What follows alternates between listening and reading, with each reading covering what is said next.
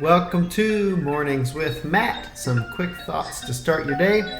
If you're a creative person who likes to build new stuff and design your life, you're at the right place. I'm Matt McLaughlin, and let's get going this morning. Here's 3 things I'm grateful for this morning. I'm moving into a new clean office space.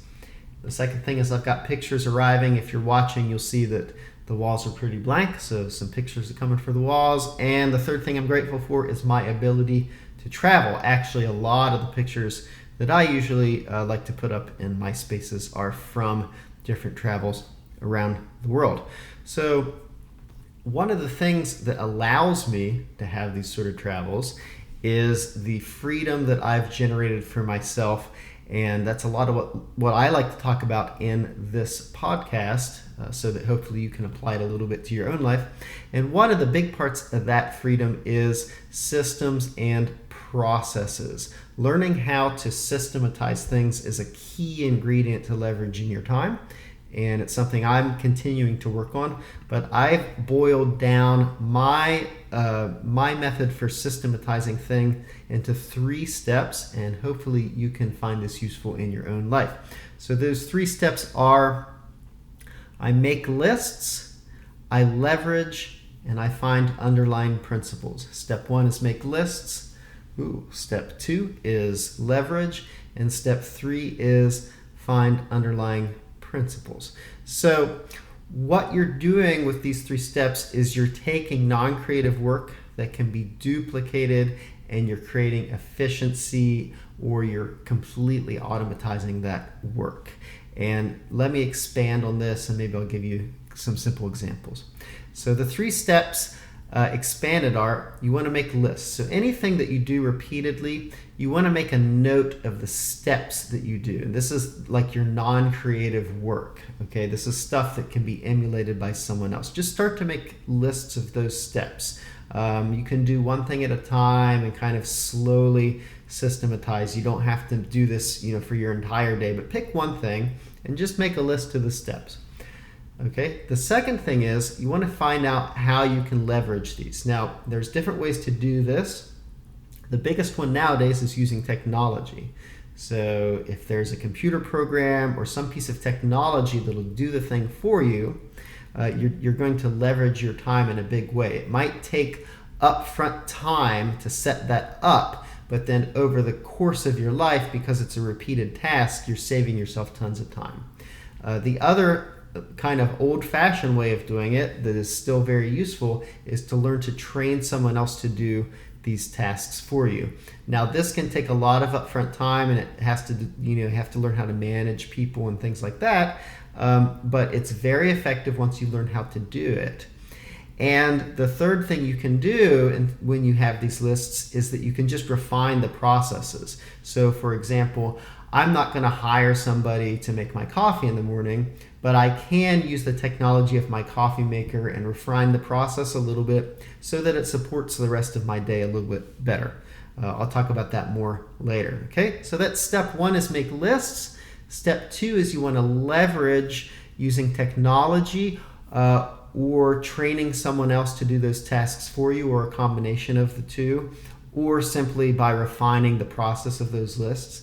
And then step 3 is you want to find the underlying principles involved.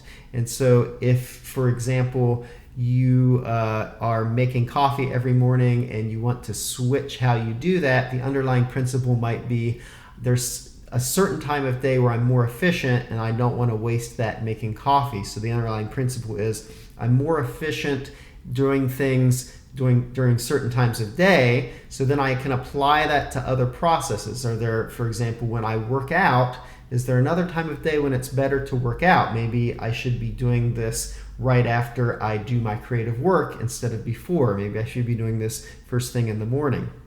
Okay, so finding these underlying principles allows you to adjust other processes in your life. And if you're working with someone else, if you have an employee working for you, explaining that underlying principle making sure that employees and people you're working with understand the principle means that they can start to make decisions on their own. So instead of them constantly asking you, what do I do here, what do I do here, because there's a slight difference, you can free them up, give them more liberty, some more autonomy, so that you can step back a little bit from those processes. So just as an example, let's use coffee, because I'm thinking that I'm actually going to change my process around coffee. So the first step is make a list. The list for making coffee is very simple.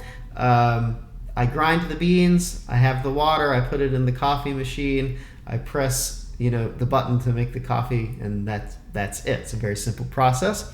But I'm going to leverage technology. I'm going to leverage my coffee machine to make the coffee for me in the morning. So I'm going to start preparing it in the evening so that I make it in the morning, because I found that I actually waste time making my coffee in the morning.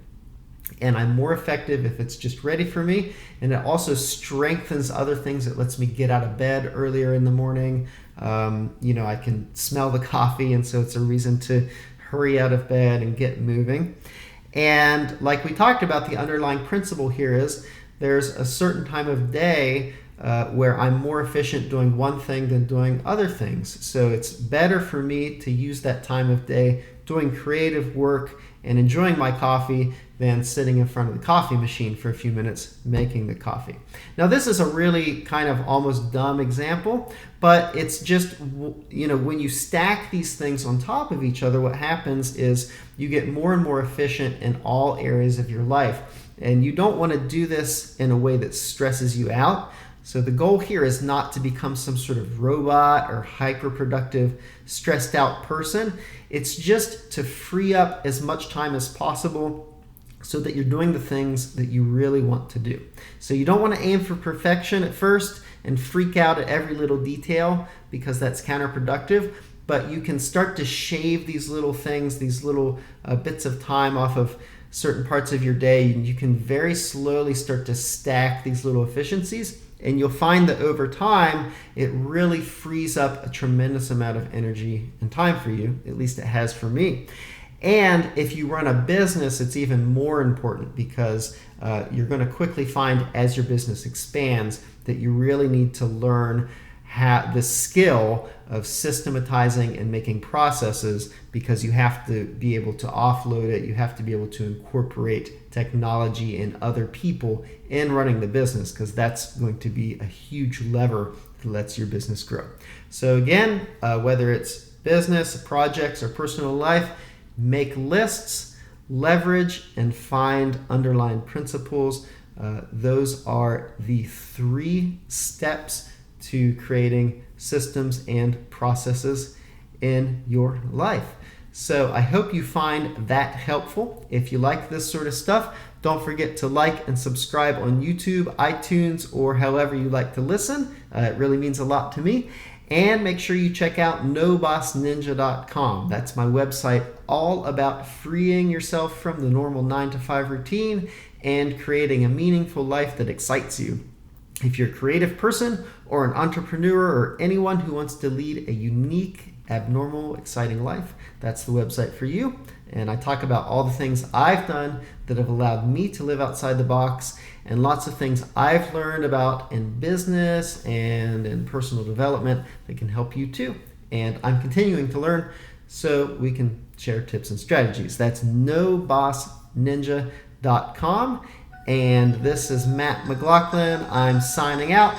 I'll see you tomorrow, and have a great day.